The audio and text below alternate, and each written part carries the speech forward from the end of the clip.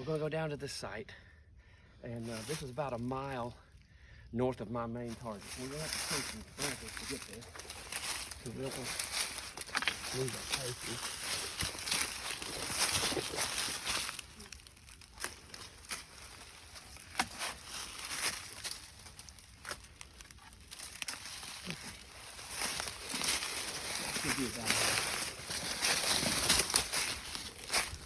Wow. Look at this, folks.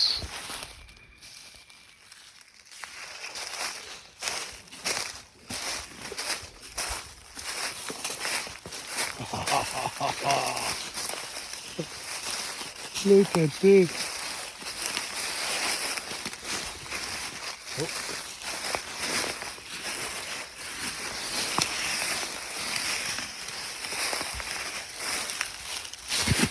Any steps over here? I know we can't use them, but. Stand right here, and let me go over there and get some shots. Okay, and then we'll move in closer. All right. Look at this.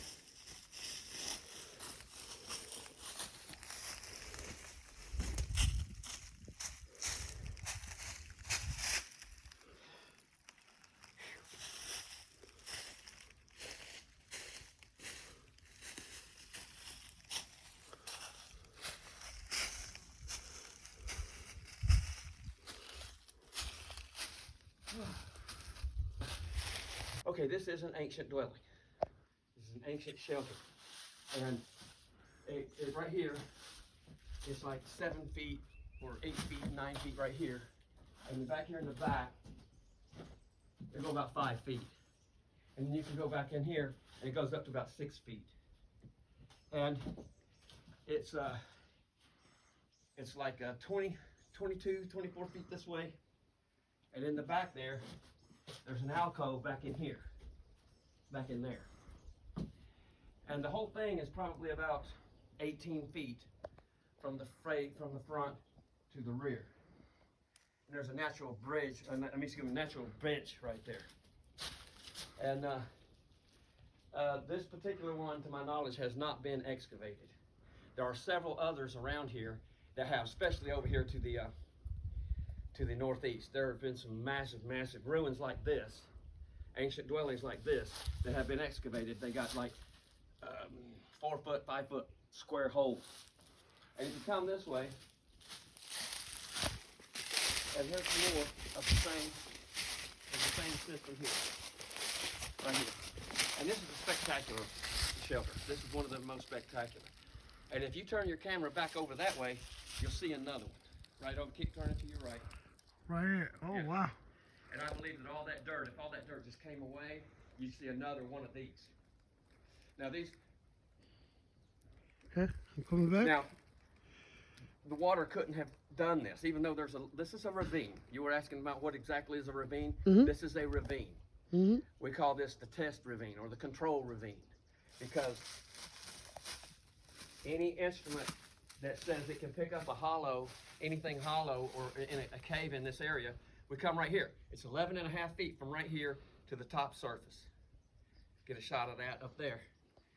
And so we can put any machine above this area here, and we know that we have a visual opening here.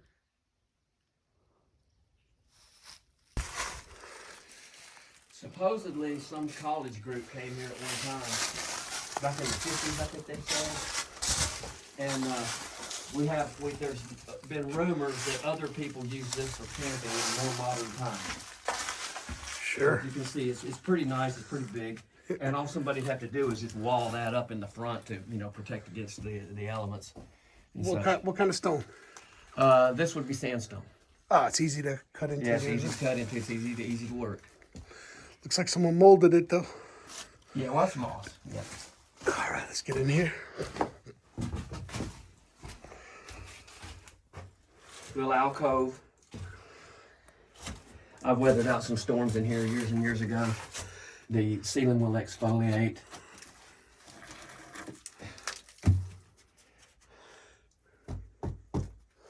Oh, here's a little bench. Wow. Where my Take big your ass? sweetie on a date up here. Love seat. Here, I'll stand right here so you can see what it looks like going out. That's amazing. Nice place. Nice place. This is on the Harry Tour. Quite the Romine Township Tour. quite the experience. Now, there's another really spectacular place that's probably, a little over a quarter of a mile that way. Okay. But it's a lot harder to get to. And it's had so many pot hunters and thieves in there, I don't like to go. And some of it's trashed out too. Old washing machines, refrigerators, and shit from years ago, decades ago, they just threw down into that ravine. But it was a really nice, it would cost somebody some money to clean it up, but it would definitely be worth cleaning up. This one doesn't have any trash in it. All right, now let's go look at another one.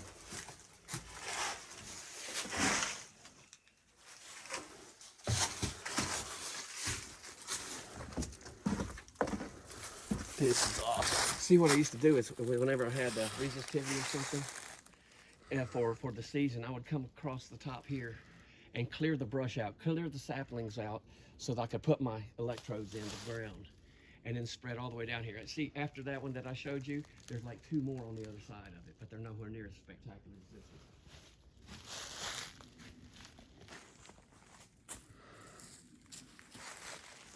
one. Well, I had, when I first came here, one of my guys,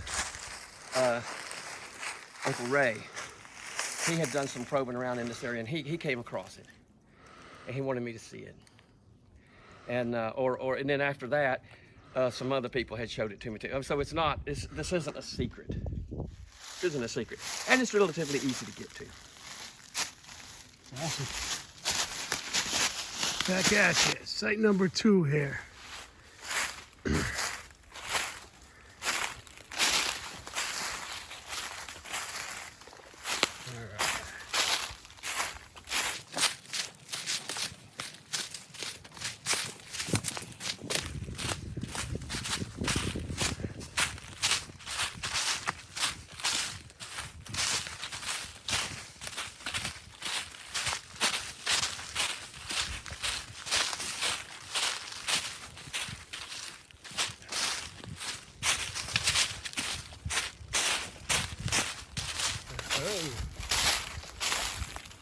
Good. Okay, come right here. This is what we call the funnel bowl. It's real slippery right now. In the summertime, when all that dries up, you can get in there. But down at the end of it there, you see there's a carved niche in the stone there. Yep. And right underneath it, there is a hole. And when the rain comes through here strong enough, it whirlpools down that hole.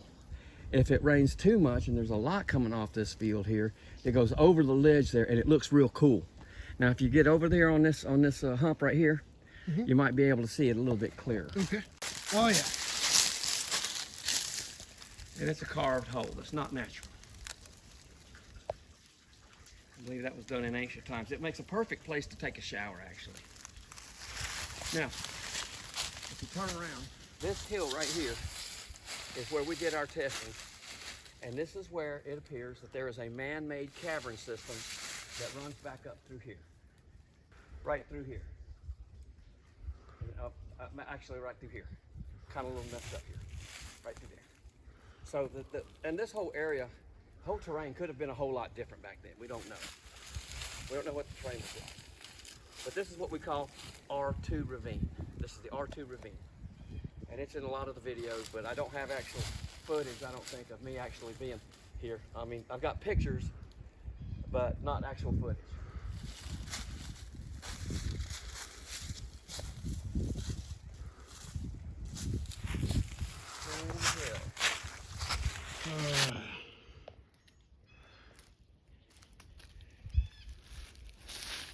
Tell me when you got me.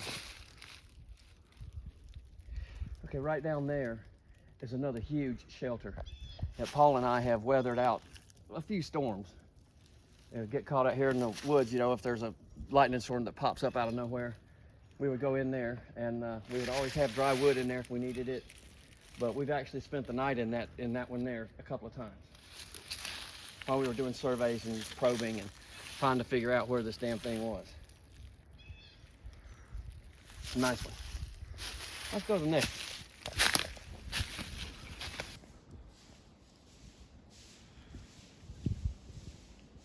Site number 3.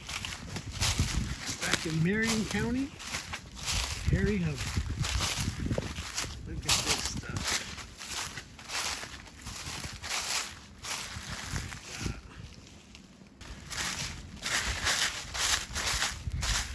This is a branch about 1.5 miles from the target, or a mile from the R2 target. And there's been all kinds of artifacts found in this little creek here, and probably more so than any of the others around here. Several years ago, about 20 years ago, a guy found an actual staff head here. And I found some pottery shards here and some other stuff. Well, we're gonna go up this little nature trail here. All this is wild roses, so don't grab them. Oops.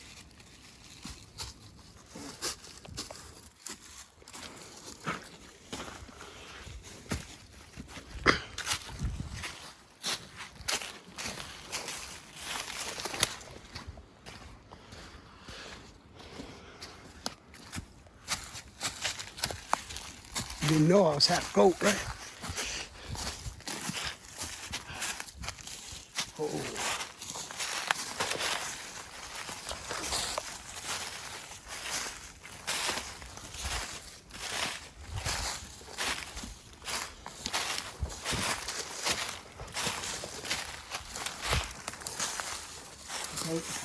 This is another real popular dig spot. There's been all kinds of artifacts found here. You can tell it's been excavated.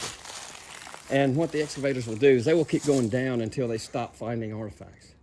So if you find a hole that's 4 foot or 3 foot by 3 foot square that goes down 3 feet, that means that they found something at 2.5 feet. They know what they're doing. And this site here it's been excavated by several people on several times. And years ago, what Paul and I would do is we would take a site like this, and real near it, we would carve exit letters in some of the walls. And this one, we carved this stuff, and it was there for a while, several years. And we did that to throw people off who were following us and who were aware of what we were doing here. And it actually did fool several people. They did think that this right here is where the site was. They did think that this right here was the main target, and it never was. And this right here, it's not hard to get to, as you can tell. Mm-hmm. And this is right, oh gosh, what, 50, 60, 75 yards south of the Hickory Hill Cemetery. Like I say, it is a popular spot. A lot of people come here, and it's real easy to get in and out. You can park there at the cemetery and just walk down. And it's a little bit to the west of the cemetery, but it's a nice little alcove, little cove here. But so, that right there is a real nice shelter. Well, it's near a cemetery, so I thought it was, you know. Well, yeah, not at the cemetery, but walking here, I don't think anybody would ever say anything to you. But like I said, there's been so many people come through here and look at stuff.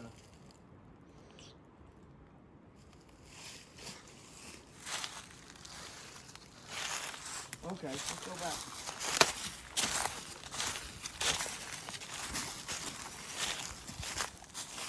All right, now I want to show you this stone that I've had since 1997. Purchased it at an auction in Peoria, Illinois. And it had come from the cave, a collection of artifacts from this man-made tomb here in southeast Marion County. And this is the only one of its kind. And I call this the Peekaboo Stone. And it is a piece of calcite, which is pretty rare. Very rare for these artifacts. And you'll see that Peekaboo here is like 10.5 inches, 10 3/4 inches tall, and probably almost 8 inches in girth at its widest point. And what this image is, we're going to look at it in different formats. But this appears to be a native Amerindian woodland. It's got like 3.5 feathers coming out of the top of his head.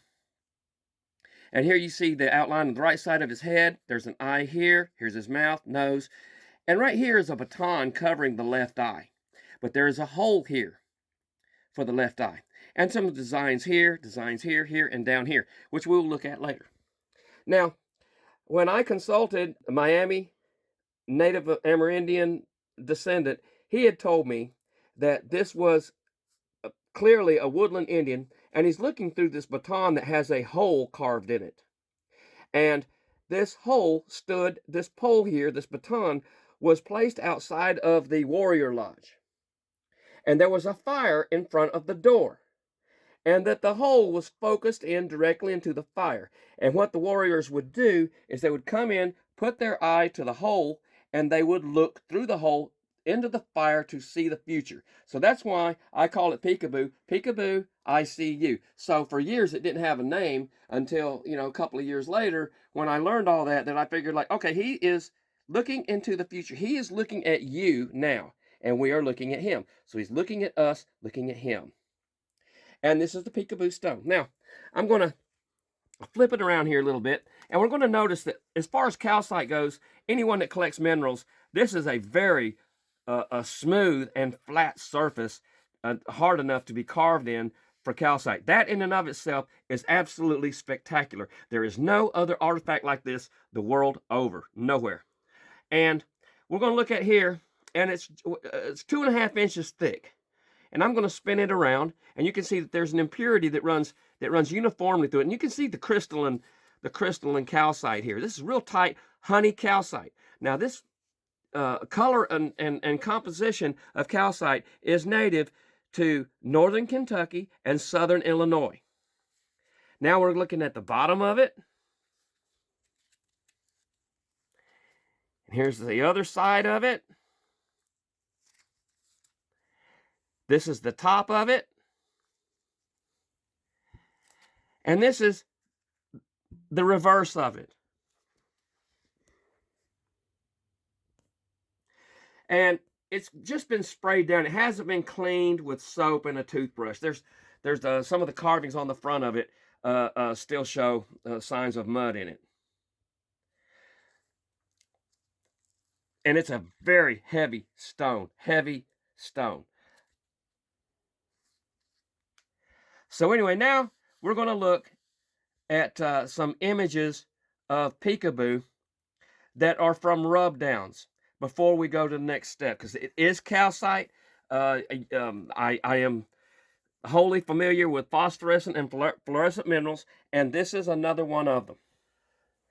We are now looking at a line drawing done by my friend Katie after her husband George had mentioned, hey, why don't you do a rubbing of it?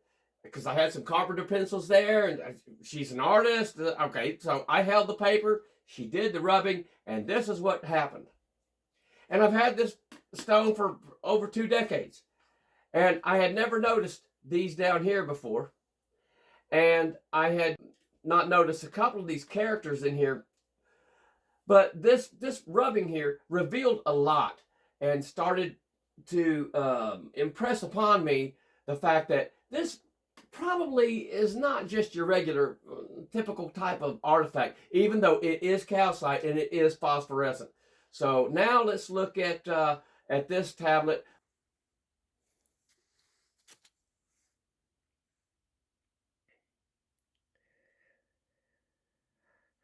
Okay, here we're looking at Peekaboo under a regular shortwave lamp with the cobalt filter in it. You can see these 2 designs here. They almost look like chicken prints or something. And you can see his nose more clearly, the eyes more clearly. Here's his mouth. Here's the feathers. And it looks like there's like a partial feather right here. Here's his baton. There's designs here, here, up here. But like I say, this stone hasn't been thoroughly cleaned. It's just had the mud rinsed off of it. And it is truly a spectacular artifact.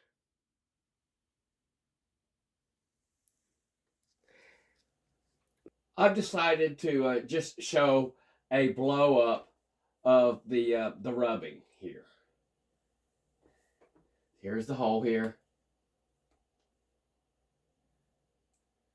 Here's the designs.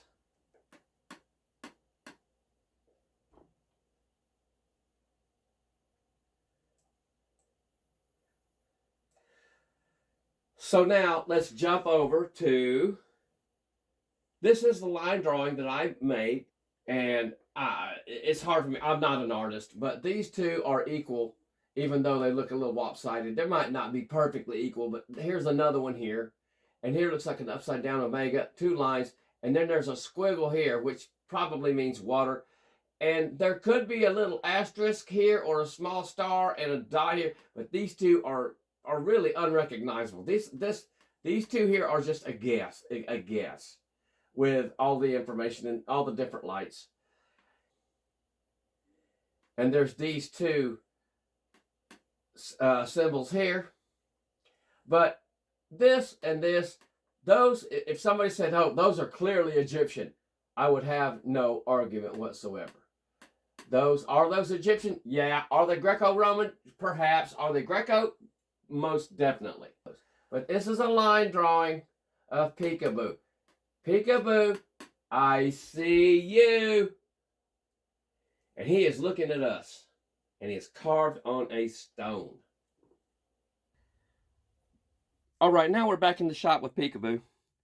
And what I'm going to do is I'm going to hit him with this mercury lamp. Now we're looking at Peekaboo with an unfiltered mercury lamp. And what I'm going to do is I'm going to shine it right over him like this, and you will see that he is phosphorescent.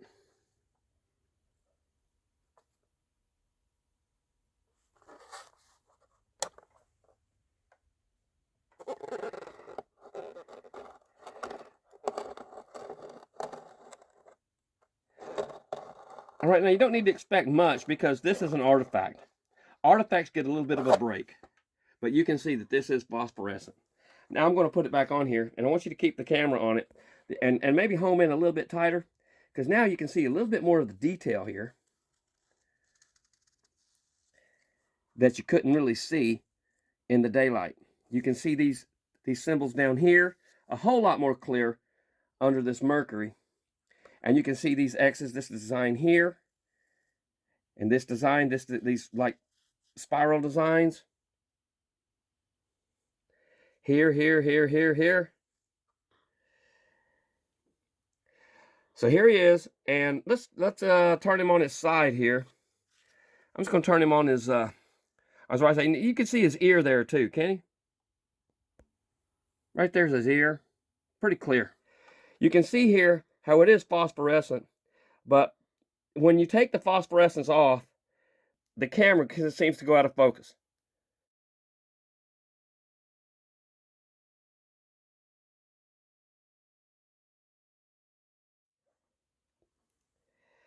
Now you'll be able to tell the phosphorescence on the side here pretty clearly. Charge it up.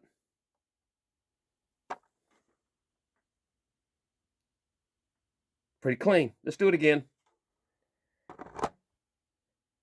And here we go. So it has what, 5, maybe 3 seconds of delay on it, which is not bad for an artifact. I guarantee you there's not that many artifacts that will do this. So this is Peekaboo, I see you. Thank you.